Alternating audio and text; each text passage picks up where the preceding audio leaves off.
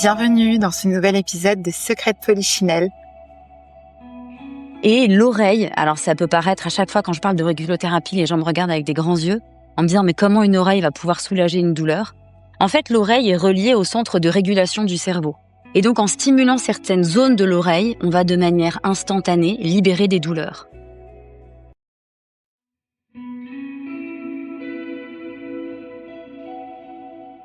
Vous avez du mal à retrouver le sommeil? Vous tournez en rond avec une peur qui vous bloque? Vous souhaitez mieux communiquer, mieux gérer vos émotions? Vous êtes au bon endroit. Je m'appelle Laetitia Léonard, je suis spécialiste en thérapie brève et dans ma boîte à outils, j'utilise le MDR, l'hypnose ou encore les fleurs de Bach, la PNL et aussi le mouvement et le son. Dans ce podcast depuis 2020, avec Secrets de Polichinelle, je vous propose des outils, des conseils pratiques, des interviews de praticiens du bien-être et des témoignages d'expérience pour vous inspirer et vous aider à passer à l'action. Si vous avez envie de venir au cabinet, à Paris ou en visio, ou de vous inscrire à la newsletter, je vous mets le lien en description. Bonne écoute!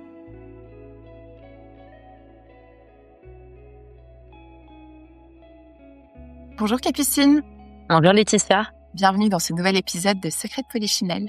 Merci, je suis ravie d'être là. Savez-vous que notre oreille est comme une petite carte du corps humain? Chaque zone correspond à un organe. Capucine nous en dira plus sur le sujet et peut nous aider quand on ressent certaines douleurs en stimulant certains points précis en fait finalement. J'en ai fait l'expérience il y a pas longtemps, donc je trouvais intéressant de pouvoir la partager avec vous. Aujourd'hui, nous allons parler d'auriculothérapie, une méthode encore méconnue et pourtant de plus en plus utilisée en complément de séances, pourquoi pas de thérapie brève, en complément aussi, on en reparlera, d'ostéo ou de kiné. Alors j'avoue que quand j'ai découvert cette pratique, j'étais intriguée, comment une simple oreille pouvait en dire autant sur notre santé. Et pour en parler, j'ai souhaité inviter Capucine aujourd'hui, qui est justement spécialiste en auriculothérapie.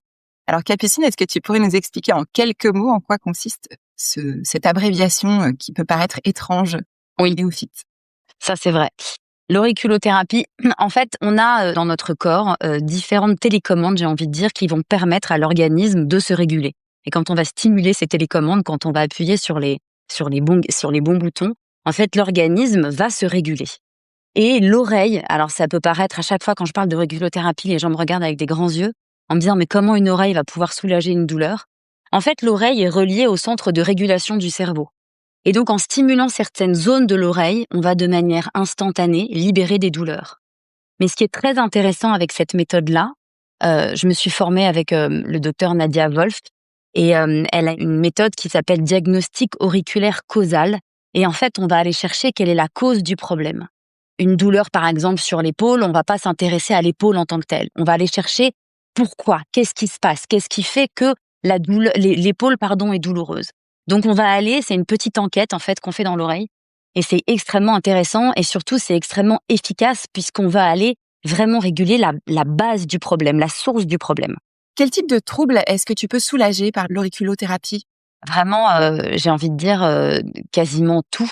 Enfin quasiment tout. Calmons-nous. Mais ce que je veux dire, c'est que ça va être surtout tout ce qui va être les douleurs inflammatoires. Ça, j'avoue, c'est mon number one. J'adore quand les gens arrivent avec une nuque bloquée, un lumbago. Ça, c'est formidable parce que ça va vraiment soulager de manière instantanée ces douleurs. Après, ça va être des migraines, des troubles hormonaux. En fait, c'est tellement varié, il y a tellement de choses que c'est très difficile de catégoriser puis de dire on va soulager ça ou ça. Il y a plein de gens qui me demandent et ça, est-ce que vous le soulagez? Alors, je peux très bien ne jamais avoir traité ça. Mais moi, j'aime dire, écoutez, venez, on va essayer en fait. Oui. Et donc, souvent en essayant, on se rend compte que oui, il y a des effets positifs et en effet, on arrive à soulager. Donc, il faut pas vraiment se mettre de limites dans la mesure du raisonnable, évidemment. On va pas soigner un Parkinson, on va pas soigner un Alzheimer, c'est pas le sujet. Voilà. Mais en attendant, on va travailler sur le terrain. Donc, on va aller rééquilibrer l'organisme. Ok. À partir du moment où il y a une douleur qui est présente, c'est l'idée, c'est de se dire. À partir du moment où il y a une douleur qui est présente, exactement, et c'est ce qu'on nous apprend dans la formation, on part toujours sur l'oreille. En fait, dans un premier temps, on va stimuler avec un petit stylet un point précis de l'oreille, mais notre point de départ, ça va être la zone qui est douloureuse. Donc, c'est pour ça que moi, je demande aux gens, quand je sais pas, quelqu'un vient me voir pour je ne sais quoi, il va me dire je dors pas bien, je vais lui dire ok, mais est-ce que vous avez mal quelque part?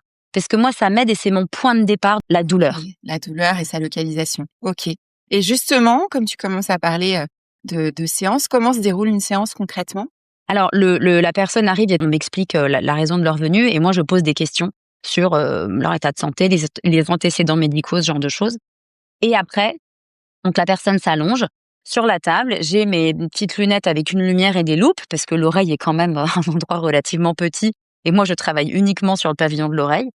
Et là, je vais déjà regarder l'oreille.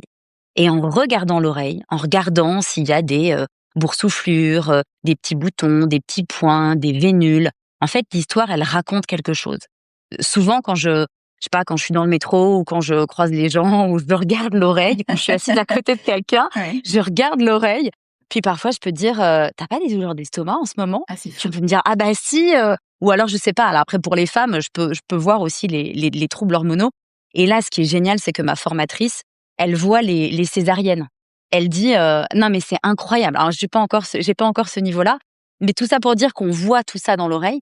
Donc je regarde ce que l'oreille me dit et après je me base donc du point, de la zone, du corps douloureuse, donc dans l'oreille, pardon, je vais revenir un peu en arrière, mais il y a tous les points qui correspondent au corps. Donc il y a l'estomac, le foie, le pied, le genou, il y a tout. Donc si on vient me voir pour une douleur au genou, avec mon petit stylet, je vais appuyer sur la zone du genou et en appuyant sur la zone du genou, normalement la personne ressent son oreille douloureuse là où j'appuie. Et là, à ce moment-là, l'oreille s'allume. Et ça, c'est formidable. J'adore ce moment-là. Parce qu'à ce moment-là, il y a telle ou telle zone qui s'allume. Et là, je me dis, OK, le point de départ, il est fort possible que ce soit le foie, les reins. Quand tu dis que ça s'allume, alors évidemment, c'est pas des lumières qui clignotent Non, comme sur mais un sapin. Ouais. non. Mais l'oreille devient un peu plus rouge. Il va y avoir la zone qui devient un peu plus rouge, un peu plus foncée.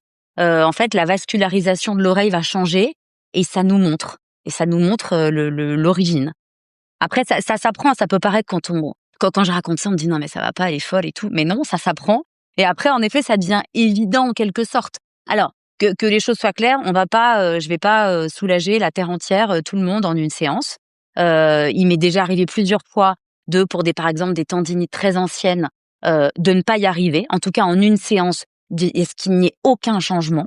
Là, cette personne-là m'a pas souhaité revenir, chose que je peux tout à fait comprendre. Mais pourtant, moi, j'aurais aimé, puisqu'on a quand même travaillé, j'aurais aimé que 15 jours après, cette personne revienne et qu'on recommence.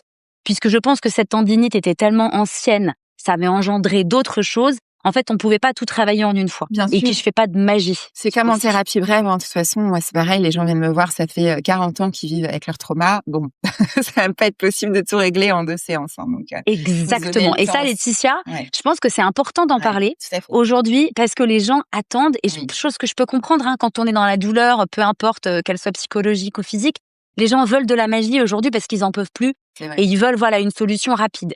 Mais le corps humain est un corps vivant et on peut pas, tout peut pas se régler en une fois en fait. Et la magie n'existe pas.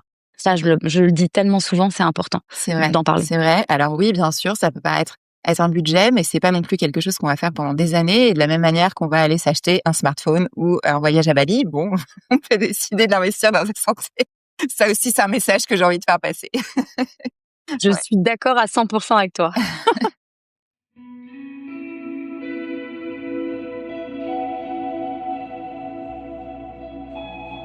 Et donc effectivement, on en a perdu certains qui se disent: «Oh là là, ça m'a l'air un peu complètement fou».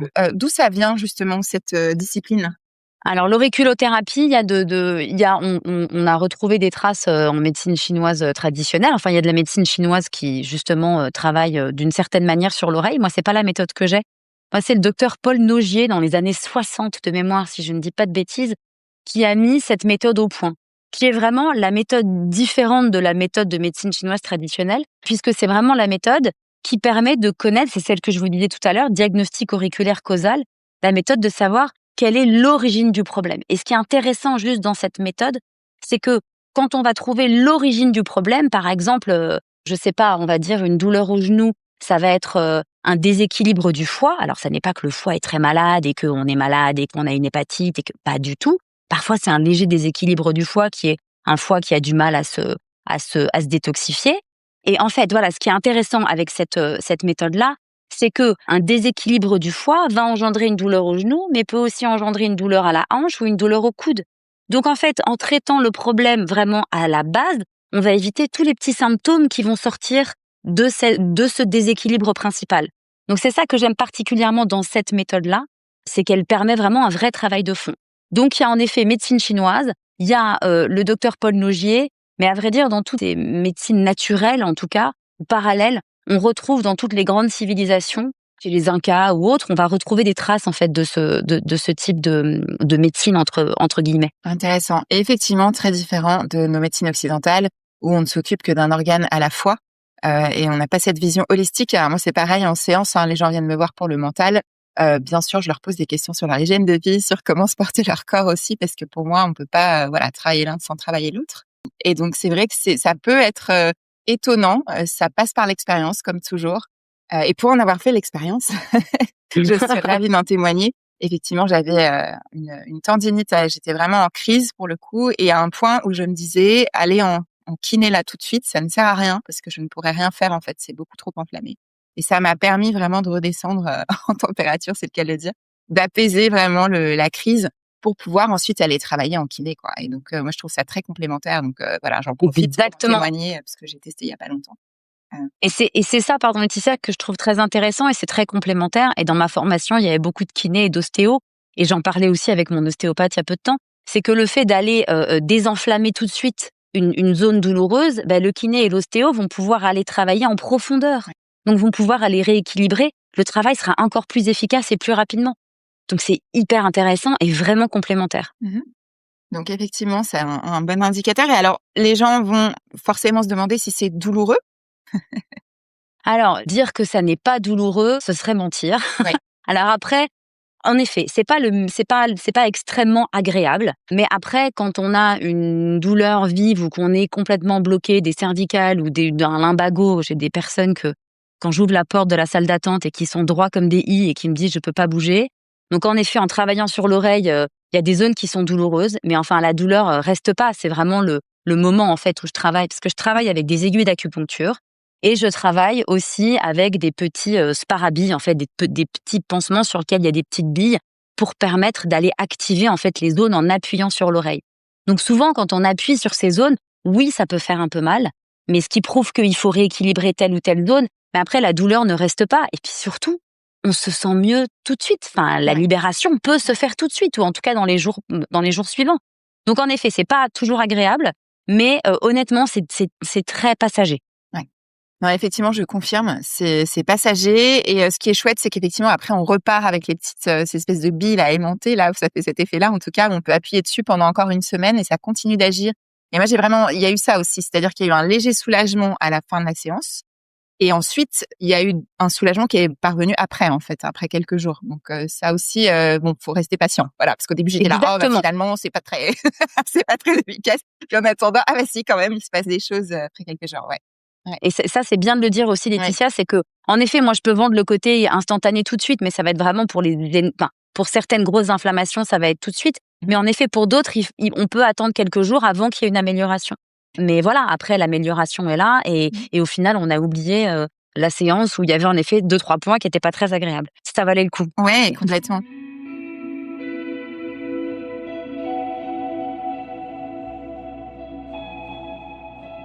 Est-ce qu'il y a des contre-indications à cette pratique? Zéro contre-indication, parce que, et c'est ça qui est formidable avec l'auriculothérapie, c'est que, étant donné que l'oreille est reliée au centre de régulation du cerveau, c'est le cerveau qui va de lui-même aller envoyer telle ou telle information à tel organe pour se réguler.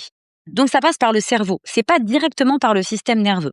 Alors, mon métier principal, c'est la réflexologie plantaire. Donc je fais aussi de la réflexologie plantaire et je suis arrivée à l'auriculothérapie après.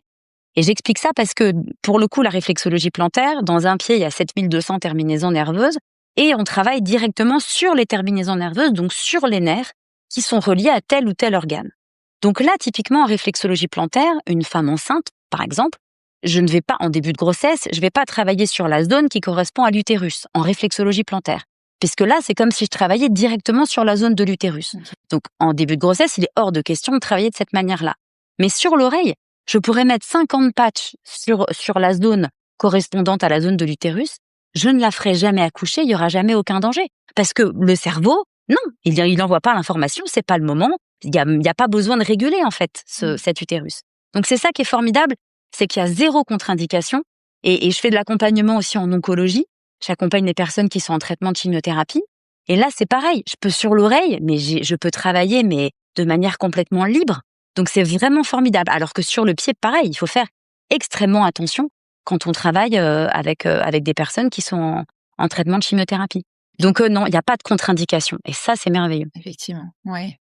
Et alors, est-ce que tu aurais des exemples à partager aussi? Alors, j'ai partagé le mien, mais d'autres personnes qui sont venues te voir pour de l'auriculothérapie et à qui ça a apporté un soulagement? Oui, il y avait un homme d'une 40aine d'années. Il est arrivé d'abord pour une séance de réflexologie et puis donc je pose toujours mes petites questions et je lui dis: «Bon, bah, qu'est-ce qui se passe?» Et il me dit: «Bah, en fait, en plus, j'ai une douleur, là, je sais pas si en réflexologie vous pourrez m'aider, mais j'ai une douleur à la nuque, au coude et au genou. J'ai 3 douleurs, ça fait le coude, ça fait 15 jours, le genou, ça fait 2 mois et la nuque, ça fait, je sais pas, je ne sais plus, bref. Et donc je lui dis: «Alors écoutez, là, je vous avoue qu'en réflexologie, je pourrais vous accompagner, mais là où je pourrais vraiment être efficace, c'est l'auriculothérapie. Donc je vous propose qu'on fasse la séance». Donc on a fait auriculothérapie et ben, à la fin de la séance, il avait plus de douleur, ni à la nuque, ni au coude, ni au genou et ça n'est pas revenu. Et en fait, en travaillant sur son oreille, j'ai travaillé sur quoi? J'ai travaillé sur la zone de ses reins et la zone de son foie. Donc à aucun moment, je n'ai mis de patch ou d'aiguille d'acupuncture sur la zone qui correspond à la nuque, au coude ou au genou, puisque je m'en fiche en fait de ces zones-là. Moi, je veux savoir d'où vient le problème. Et là, on pouvait voir que c'était un déséquilibre des reins et du foie. Et tout de suite, en stimulant ces zones-là, même lui était impressionné. Il me dit, mais c'est un truc de dingue. En le temps de la séance, 30 minutes, mes 3 douleurs sont parties. Donc ça, j'adore quand ça se passe comme ça, c'est vraiment formidable. Et puis surtout, après, c'est vraiment resté, c'était pérenne. Et la semaine dernière, j'ai une jeune femme qui est venue me voir qui souffre de la maladie de Lyme. Elle a vraiment vécu un enfer, son corps a été vraiment extrêmement abîmé. Donc là, on a fait un combo réflexologie, auriculothérapie et notamment dans les troubles qu'elle avait encore aujourd'hui, c'est qu'elle n'avait plus du tout de cycle. Et donc, moi, j'ai travaillé donc différentes choses pour soulager justement les douleurs, bref. Et elle m'a fait un message le lendemain en me disant: «Capucine, merveilleux, j'ai retrouvé mes règles, j'ai mon cycle, ça faisait plusieurs mois que je n'avais plus mes règles et là, c'est revenu, c'est merveilleux». C'est une immense joie. Ça pourra en intéresser certaines parce qu'effectivement, ça, c'est un vrai sujet, pas facile à résoudre. Et puis peut-être aussi dans des cas de douleur, d'endométriose ou des choses comme ça, est-ce que ça peut aider aussi? Oui, Ouais. 100%. 100%. Tout ce qui est SOPK, endométriose, les aménorrhées dues à je ne sais quoi. Et les jeunes filles, les toutes jeunes filles qui ont des règles douloureuses, où là, pour le coup, il n'y a pas de diagnostic qui est posé parce qu'elles ont 11 ans, 12 ans, donc extrêmement jeunes. Et j'ai eu le cas il y a pas longtemps d'une maman qui vient me voir avec sa fille. Elle me dit, bah voilà, la sage-femme qui la suit, bah voilà, propose de la mettre sous pilule. Elle a 12 ans. Elle a 12 ans. Pardon, mais moi je suis, c'est pas possible. Elle peut pas commencer sa vie de jeune femme à 12 ans avec une pilule. Alors la pilule lui rendra service très probablement plus tard dans sa vie. Je peux pas dire que c'est bien, pas bien. Ouais. Mais à 100%. Moi, évidemment. Et on le sait, on n'est pas censé la prendre pendant des décennies non plus. Exactement. Des fois, ouais. Et puis pareil, là, on a envie de trouver qu'est-ce qui se passe, pourquoi cette jeune Tout à fille fait. a mal. Et ça, Voilà. j'en entends souvent des messages de personnes qui ont des douleurs et à qui effectivement la seule solution c'est la pilule. Bon, juste pour celles qui ont envie d'explorer autre chose, en tout cas, sachez que l'auriculothérapie peut être une autre piste. Ouais. Exactement, Ok. exactement.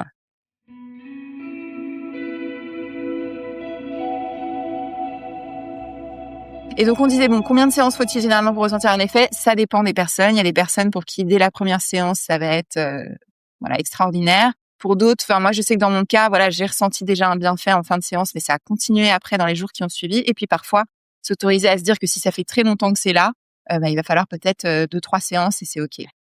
Il va falloir 2-3 séances et en effet, ça, on pourra jamais le savoir. Moi, je dis souvent aux gens, je dis: «Écoutez, écoutez-vous, là maintenant, ça va déjà un peu mieux».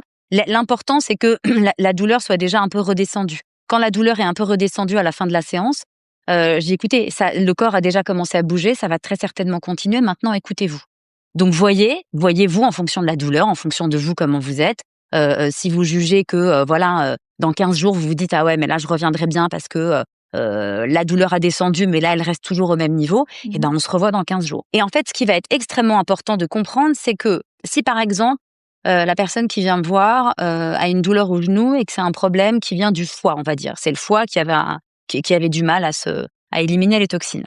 Ce qui va être important, c'est que cette personne, après, dans son quotidien, mette des choses en place pour soulager et soutenir son foie.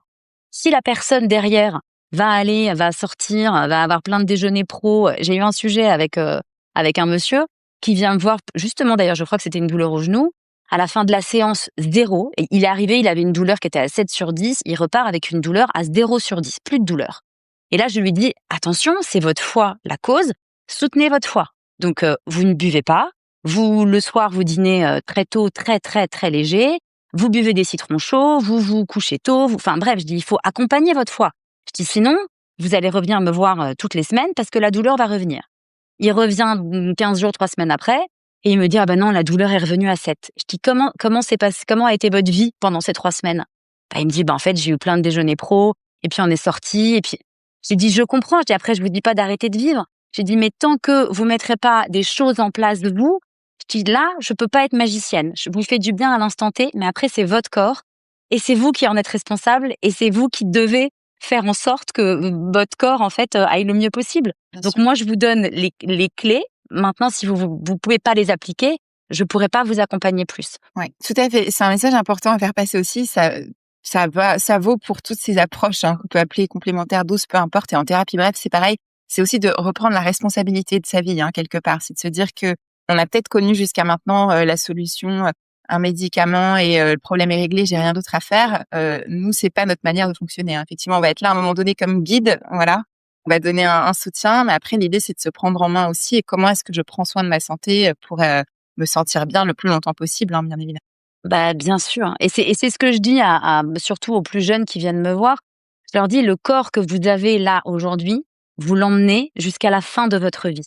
Il y en aura pas d'autre, en fait. Donc, à chaque fois, je leur dis, je dis pas ça pour vous inquiéter ou quoi. Je dis, mais juste de prendre conscience que notre corps, c'est tout, quoi. Je veux dire, c'est notre meilleur allié.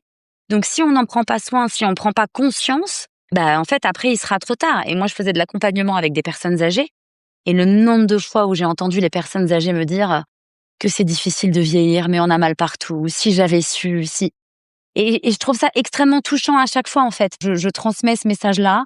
Après, voilà, et c'est difficile de le faire entendre. On en fait ce qu'on en veut. C'est difficile culturellement, ouais, parce qu'on a été habitué autrement. Et après, voilà, ça ne veut pas dire que parfois on n'a pas besoin d'autres choses, bien sûr, mais enfin. Tout est une question d'équilibre. Oui, tout à fait. Si on a une vie trop monacale, enfin, en effet, il y a un moment. Enfin, après, sauf si on est vraiment aligné là-dedans, mais il faut être aligné. Donc, tout est une question d'équilibre, en fait. Ouais. Donc, bref, mais en attendant, voilà, il faut être responsable de son corps. Et voilà, et il faut comprendre que, voilà, on peut aider, on accompagne, c'est ce qu'on se disait là, Laetitia. Oui. Mais après, une fois que les personnes sont reparties du cabinet, elles se retrouvent avec elles-mêmes aussi, et que là, il y a des choses vraiment à prendre en compte et à appliquer. Exactement. Prendre soin de son corps, prendre soin de ses émotions. Est-ce que tu peux nous en dire un peu plus sur ton parcours? Parce que finalement, comment faire pour trouver, tu vois, les gens vont me demander aussi comment faire pour trouver un praticien ou une praticienne sérieux. Oui. Quel est ton parcours? Est-ce que tu peux nous en dire un petit peu plus, ce qui t'a amené à l'auriculothérapie surtout? Déjà, la réflexologie, puisque c'est le premier métier que j'ai appris, c'est une reconversion. Je me suis formée il y a 6 ans. Changement de vie, j'avais envie de changer de plein de choses. Je sais pas, j'ai pris conscience de plein de choses et je voulais me recentrer sur, pas tant sur moi, mais sur l'essentiel, en fait, sur la vie, sur l'accompagnement. Je pense que c'est quelque chose qui était au fond de moi depuis longtemps, mais j'avais pas pris vraiment le temps d'écouter ça. Puis un jour, c'est vraiment arrivé à moi et je me suis dit, OK, c'est maintenant. L'auriculothérapie, j'en suis arrivée, c'est le hasard, moi j'y crois pas trop, mais il y a déjà plusieurs années, j'avais été suivie par quelqu'un qui pratiquait l'auriculothérapie à Lyon. Mais vraiment, il y a de ça 25 ans. C'était quelqu'un de ma famille, un oncle, une tante qui l'avait découvert et du coup tout le monde avait été le voir. Et on repartait donc avec des petits trucs dans les oreilles, et il nous donnait de l'homéopathie, et il nous donnait plein de choses. Donc ça déjà, moi c'est cette approche-là que j'avais, donc je connaissais l'auriculothérapie. Et après, au fil de mes formations, j'ai une de mes formatrices qui proposait une formation en auriculothérapie, mais j'étais pas sensible à son approche. Et j'ai après trouvé, je ne sais plus comment, mais je sais pas, Nadia Wolf est arrivée jusqu'à moi, et là j'ai trouvé que son approche était extrêmement intéressante. Et donc je me suis formée avec elle. La formation avec Nadia en auriculothérapie, Donc il faut être praticien déjà à la base de soit d'ostéopathie, réflexologie, enfin peu importe. Ouais. Et la formation dure pas très longtemps, elle dure 4 mois. Elle est principalement en distanciel parce que en fait on apprend les zones de l'oreille, c'est très pratico-pratique, j'ai envie de dire.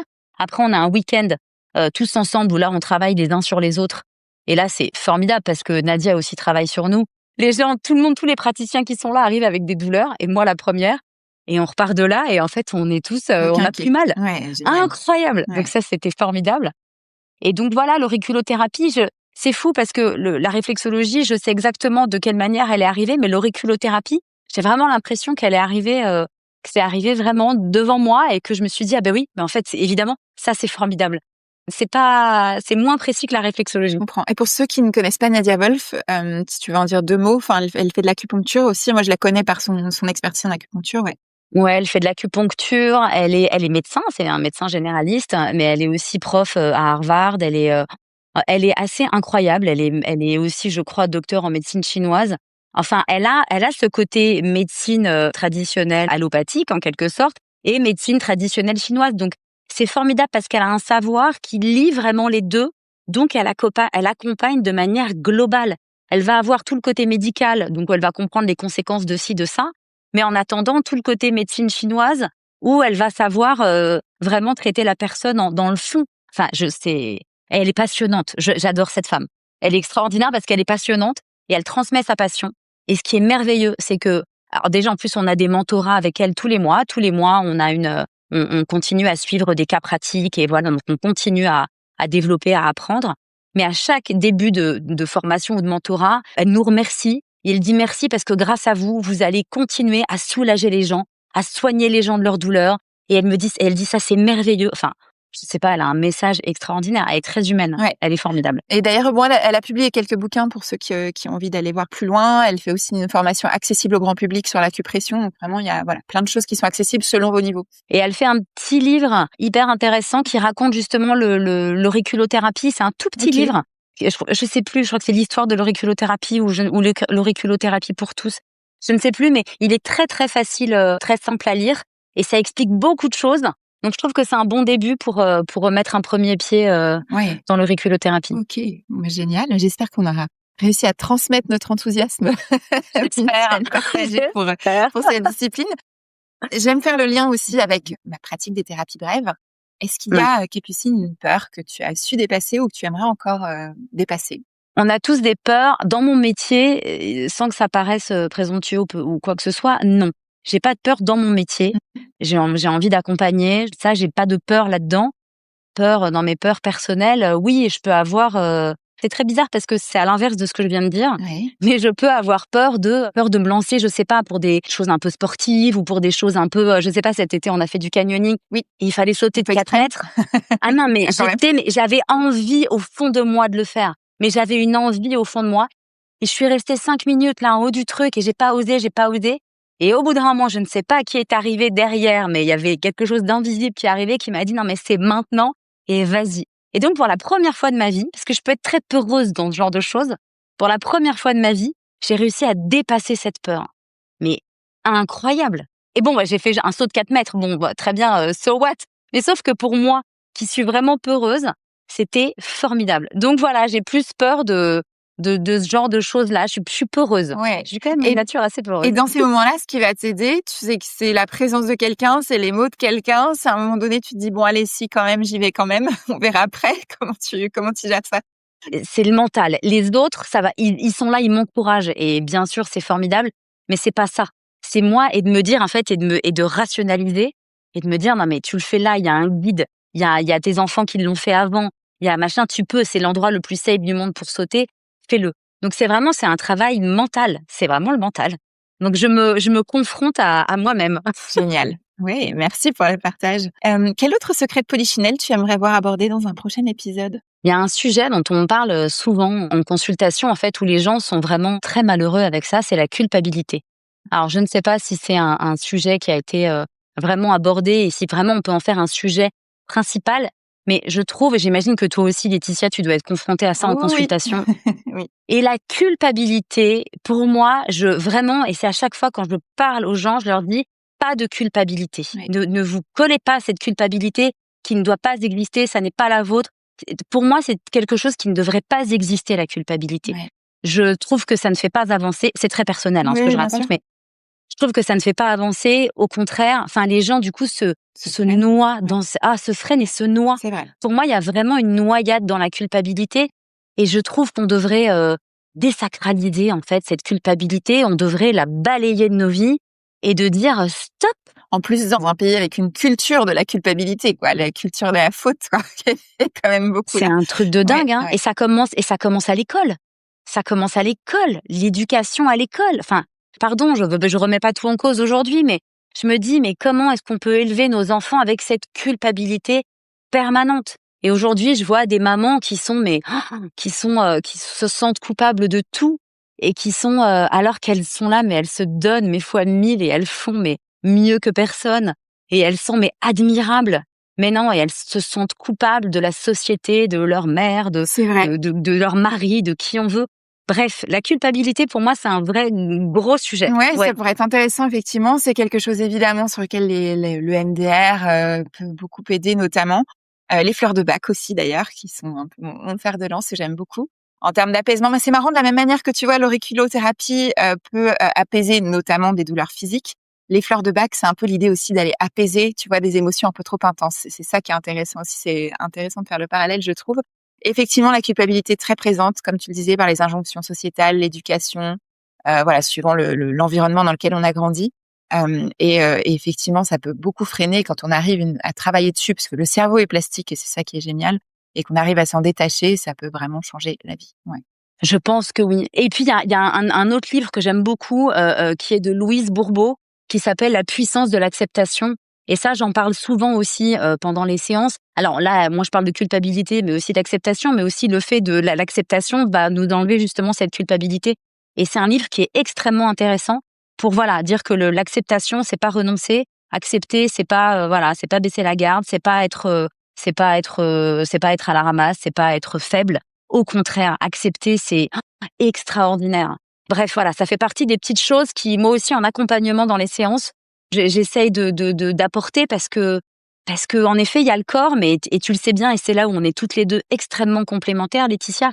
Mais c'est fou ce que le mental, en fait, va aller impacter le corps. Complètement. Et c'est c'est complémentaire. Nous, on va aller, des fois, on a des personnes qui viennent nous voir où effectivement, il y a un effet sur le cerveau, sur l'amygdale, sur l'hippocampe, sur tout ça. Et on va aller retravailler là-dessus pour repermettre de fonctionner, laisser de la place au rationnel, apaiser le côté qui est surchargé en émotions. Et effectivement, l'acceptation, pouvoir poser ses limites sans pour autant, tout en écouter ses besoins, sans pour autant rejeter l'autre, c'est pas l'idée non plus.